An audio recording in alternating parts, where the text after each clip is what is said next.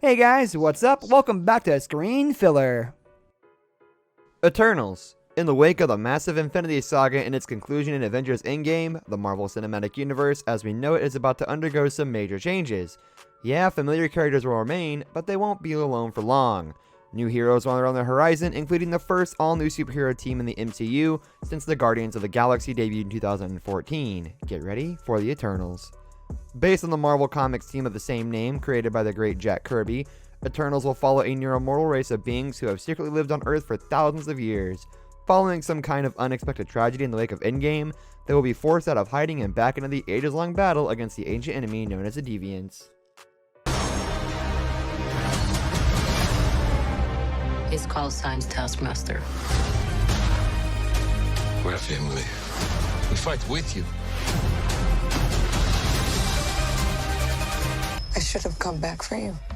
How many others are there? Enough. A Quiet Place Part 2. After the success of A Quiet Place in 2018, it seemed almost inevitable that a sequel would eventually follow. After all, the film ended in a perfect position to set up the next chapter of the story, and there was clearly fan demand for a continuation. By 2019, writer-director John Krasinski was back on board to make the sequel, and A Quiet Place 2 is on track to arrive in theaters in the spring of 2020. The second chapter of the saga will serve two purposes.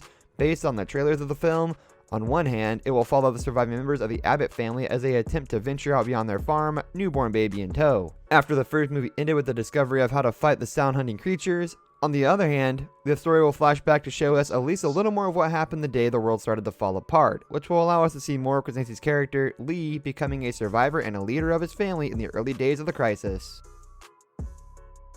Morbius. While Spider-Man has spent the last few years hanging out with the Avengers over in the Marvel Cinematic Universe, the film rights to all the web-slinger supporting characters remain at Sony Pictures, who have been hard at work on their own shared universe of Spidey-adjacent heroes and villains. After Venom became a box office hit in 2018, that effort was stepped up, and in the spring of 2021, we'll see the next chapter with Morbius. Jared Leto stars as Michael Morbius, the first live-action version of the living vampire from the pages of Marvel Comics.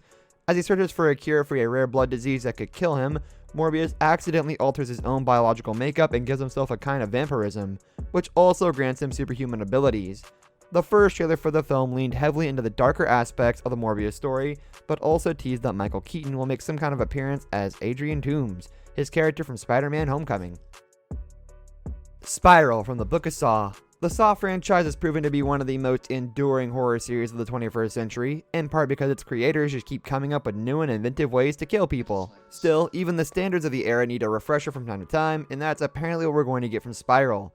While the film will feature returning franchise talent like frequent Saw sequel director Darren Lynn Bousman, Spiral is noteworthy in no part because it features a legendary comedian, Chris Rock, stepping into the horror genre. As both star and producer tell a story about a brash detective and a veteran police sergeant who get wrapped up in a series of murders. Shang-Chi and the Legend of the Ten Rings. We've heard rumblings for some time on Marvel Studios' plans to launch a film starring its first ever Asian superhero, and at the San Diego Comic-Con 2019, we got confirmation.